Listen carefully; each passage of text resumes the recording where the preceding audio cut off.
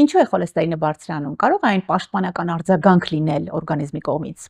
Խոլեստերինը բարձրացնող գործոնները բազմապիսի են։ Դրան է նպաստում հավելյալ քաշը, մետաբոլիկ համախտանիշի առկայությունը։ Խոլեստերինի բարձրացումը կարող է պայմանավորված լինել ինսուլինային ռեզիստենտությամբ, շաքարային դիաբետի դեպքում է հաճախ դիտվում խոլեստերինի մակարդակի բարձրացում։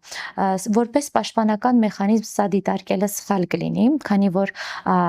հատկապես վատ խոլեստերինի մակարդակի բարձրացումը չունի որևէ դրական ազդեցություն մեր օրգանիզմում։ Սակայն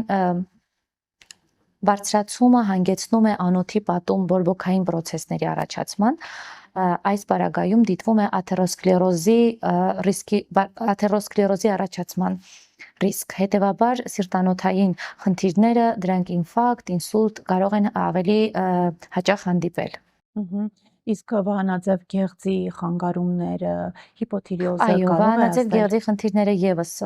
հաճախակի հանգեցնում են խոլեստերինի ֆրակցիաների խանգարումների, քանի որ վահանաձև գեղձի խնդիրների դեպքում տուժում է վատ խոլեստերինի հեռացում օրգանիզմից, այս պարագայում դիտվում է հենց իմ նշած LDL-ի մակարդակի բարձրացում։